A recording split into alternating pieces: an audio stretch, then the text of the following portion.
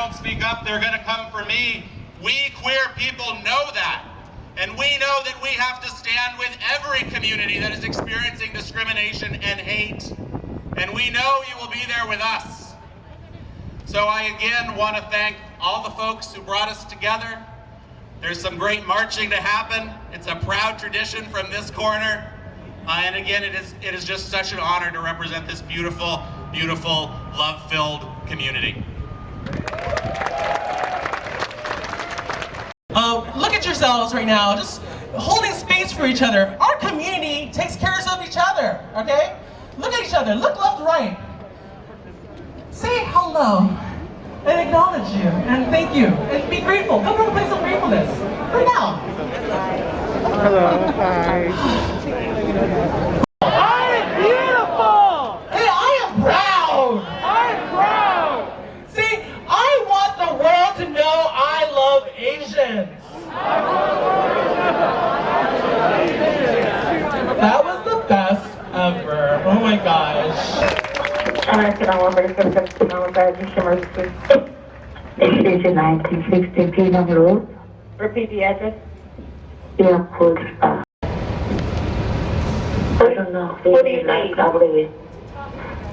We need a robbery here. That guy, that's why we need a police, you know. It's a robbery there? Yeah. Okay, is this a house apartment or business? Cold Spa. I can't hear you. Cold Spa. Okay. All right, you have a description of him now? Pretty, holy. Do you have a description of him now? We need to hide right now, that's why. Pretty. Is it a male or female? They have a gun, but it's like not real gun, that's why. They have a gun, you said? Yeah, but it's not real gun, that's why. Where is he at in the building? This is a Cold Spa. I know. Where's the person who is robbing the spa? Where is he right now? I don't know, I'm hiding right now. Okay. Did you have a description of him? Did you see him? Oh yeah, just a white guy. A white male? What is he wearing? I don't know, please come again. What's your name, ma'am? My name is Kim. Okay. All right. What room are you in? Thank you, please.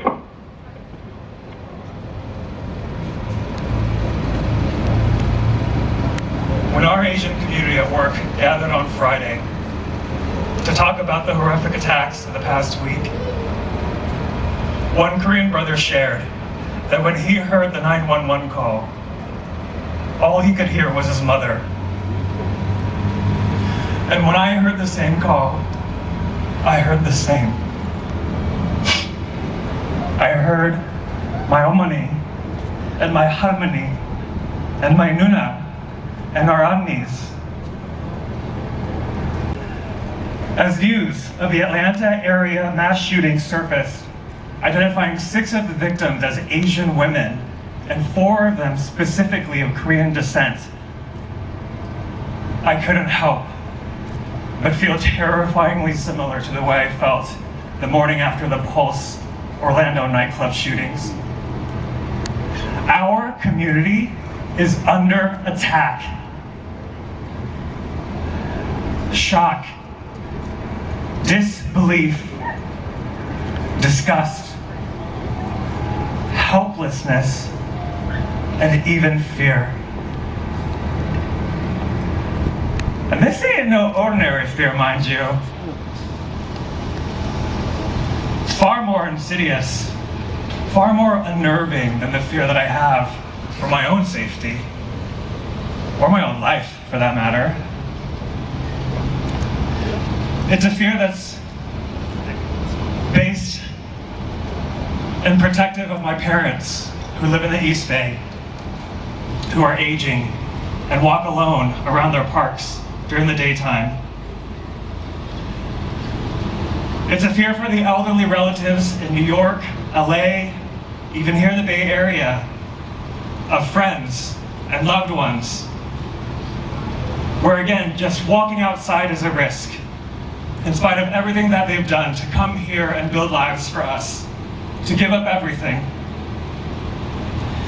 And it's a fear for the millions of working class Asians and Asian immigrants who toil away at service jobs and retail jobs, only so that they can support their families, feed their kids, and have a better life. It's a fear that Tuesday's victims at Gold Spa, Young's Asian Massage, and Aromatherapy Spa could very well have been my parents, my sister, or even me when we worked at Best Cleaners in Orange County, California. This fear is mixed with hurt, it's mixed with pain, it's mixed with confusion, and all the while, we don't want our fear to run us. We don't want our fear to ruin us. And all the while, work keeps chipping along. And all the while, we're still remote. We can't hug. We can't physically touch one another. And we don't see the story being represented fairly or consistently. We can't fall back on as firm foundations of community activism. We can't fall back on civil disobedience or rebellion or even acceptable rage, but then what the fuck is acceptable rage? What the fuck is reasonable protest? When you have Black and IPOC protesters being called thugs and looters, but when you have white insurrectionists called patriotic and disenfranchised. So if you're Asian and you're hurting, I know. And it's okay. Because I'm hurting too. And you're going to be okay. And I'm going to be okay.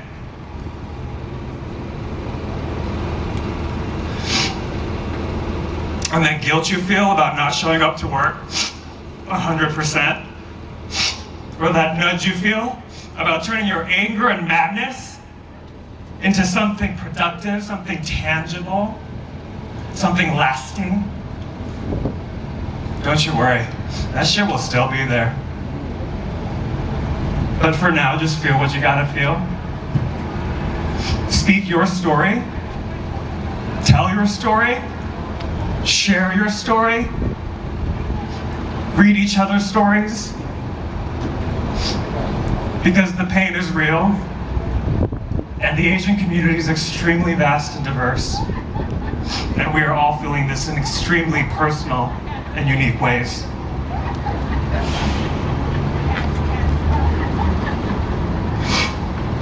Three things I've advised friends, colleagues, and allies. Number one, check in, and if you need to, check the fuck out. If you're Asian, give yourself some fucking grace and self-compassion. If you can't show up to work right now, don't try. Mental health and well-being are real and important, and there's no stigma for taking time for yourself. Yep.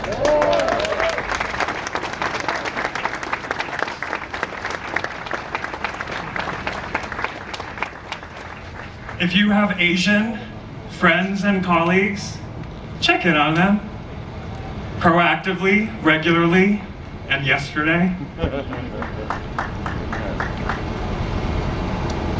Be gracious with your expectations of them right now and next week, because we're all experiencing this in an unprecedented way. Number two, educate yourself, demonstrate allyship, and make sure it feels inconvenient.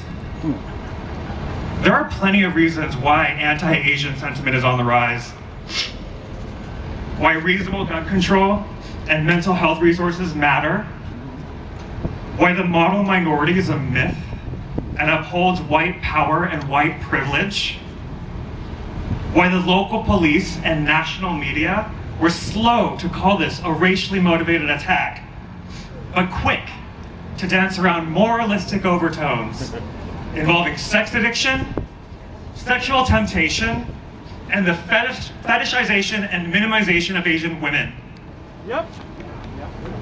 Educate yourself and give. Give to Asian and AAPI organizations that matter to you.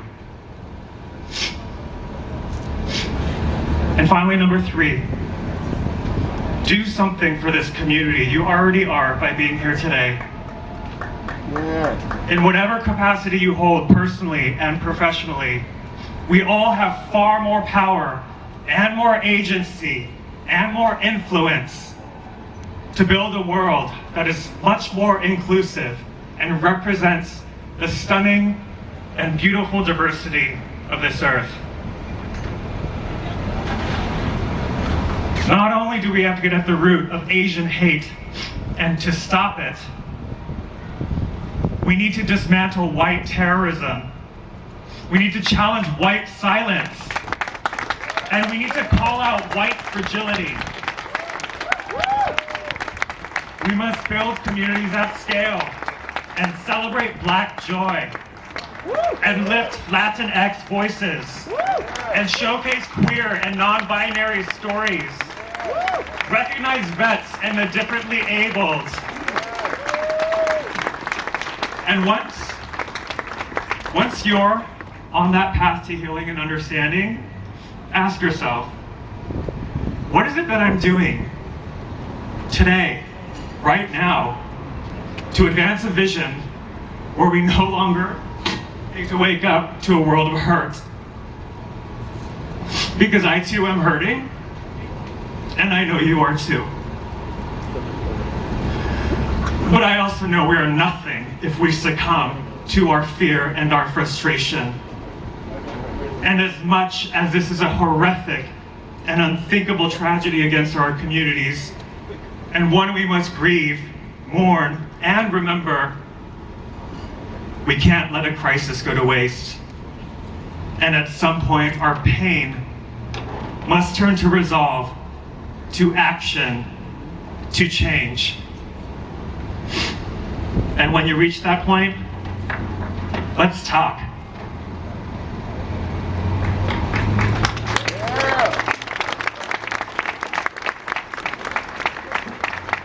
In closing, though I wanted to end with remembering the victims' names, per a request by and out of respect for their families, we won't do so here. But I do believe the voices and lives and stories of the victims and those most closely impacted are the words that matter the most right now. And so I close with words from Randy Park, the son of a single Korean mother who was killed last Tuesday, and who you can support via their GoFundMe page.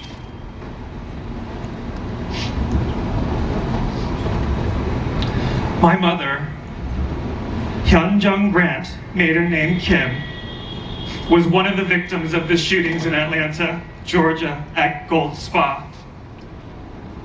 This is something that should never happen to anyone.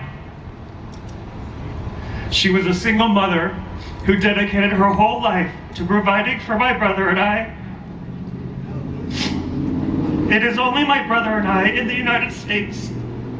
The rest of my family is in South Korea and are unable to come. She was one of my best friends and the strongest influence on who we are today. Losing her has put a new lens on my eyes on the amount of hate that exists in our world. As much as I want to grieve and process the reality that she is gone, I have a younger brother to take care of and matters to resolve as a result of this tragedy. Frankly, I have no time to grieve for long. I will need to figure out the living situation for my brother and I for the next few months, possibly year. As of now, I've been advised to move out of my current home within the end of March to save money and find a new place to live. My biggest priority right now is to put my mother to rest and plan out the funeral, but due to some legal complications, I'm unable to obtain my mother's body. I don't think I'll be able to figure out this whole situation, along with legal matters, if given 2 weeks to move out. Any donation will be used as funds for basic living necessities for my brother and I, such as food, bills, and other expenses. I wish to stay in my current home for at least 1 more month to sort everything out. Any amount would be forever appreciated. Please, everyone, just stay safe and check up on your friends and loved ones that may feel endangered. Thank you.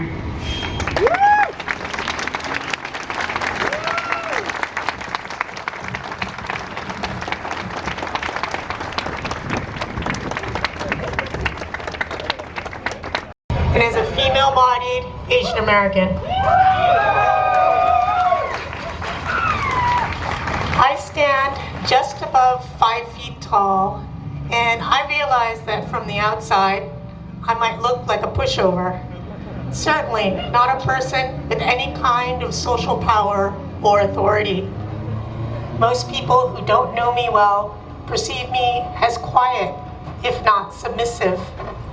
Not just because of stereotypes of Asian women, but also because of the way I've been socialized to have a smile for everyone, to put others' welfare before my own, to be accommodating rather than difficult, and to be quiet rather than noisy. For those of us, regardless of our race, who daily face the challenge of being diminished and underestimated because of how society perceives us, our lives have been invisible, if not devalued, even before COVID. As soon as I step out of my house, it would not be uncommon for random men to call me chink, bitch, or stupid. And both men and women taller than 5 feet often do not see me, as they just insert themselves right in front of me while I'm waiting in a line, or literally walk right through me on the sidewalk as if I'm a ghost. Even before COVID, every minute that I am outside, regardless of the time of day, I feel unsafe. I am constantly vigilant of the people around me. And if there's no people around me, like on a deserted beach, I worry about who's going to pop out from behind the bushes. As I've talked to more straight people this past month about losing their feeling of safety, I've realized that my constant feeling of unsafety may not be normal. Feeling unsafe pretty much all the time, however, I think is a familiar state of mind for an Asian American woman or a flamboyant queer or trans person, regardless of your race and gender. While I am so grateful that people finally seem to care that Asian Americans are getting beat up, I'd like us as a community to embark on more than simply stopping AAPI hate. As queers and feminists, it's our social obligation to change the societal standards that seem immovable. Thus, I ask you to not always go big, but instead value things that are small, to cherish quiet and kind people, and not only vote for the standout mean girl to be prom queen.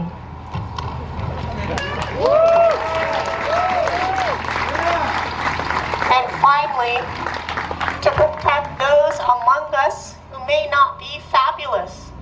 I know this is counterintuitive to queer pride and community. Many of us were outsiders when we were growing up because we were too much or too extra.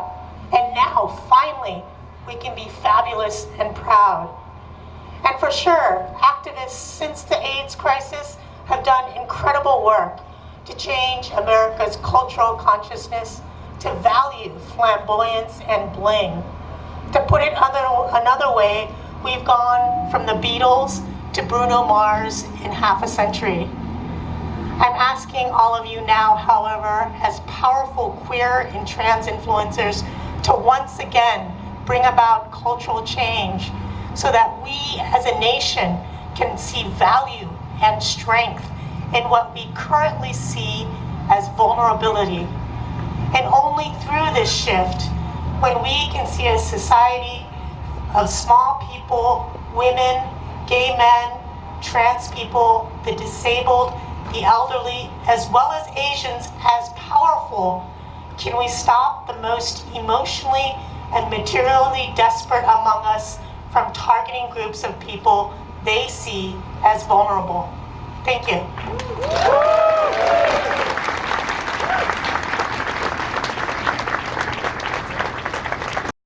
就係我哋嘅亞裔社區同埋我哋同志社區。如果我哋能夠聯合呢兩個社區團結一致，製造政治嘅力量、社會嘅力量，我哋嘅能力會係更加增大，能夠更加團結一致，唔好做一盤散沙，製造政治力量嚟改變我哋三藩市嘅現局。多謝大家。Next up, we will have Phil, Kim, and Zara Haji of the Alice LGBT Democratic Club. Violence against our communities is unacceptable. These murders demand our attention and reinforce our commitment to participate in discussions and interrogations of systemic institutional racism and its deadly consequences.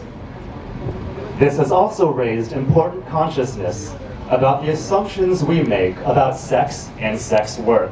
We stand with our community members who are sex workers. Sex work is work, and we all deserve to be protected.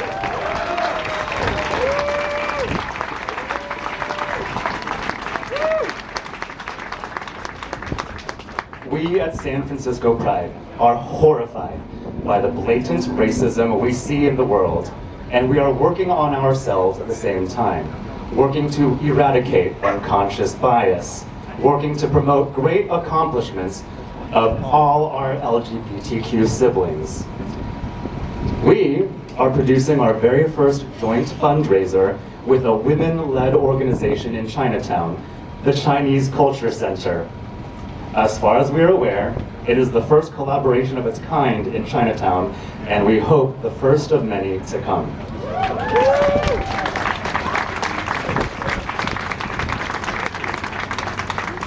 Thank you all for coming out in support of AAPI Lives, and especially for those of us at the intersection of LGBTQ and AAPI. San Francisco Pride stands with you today and always. Stay safe, get vaccinated, we love you.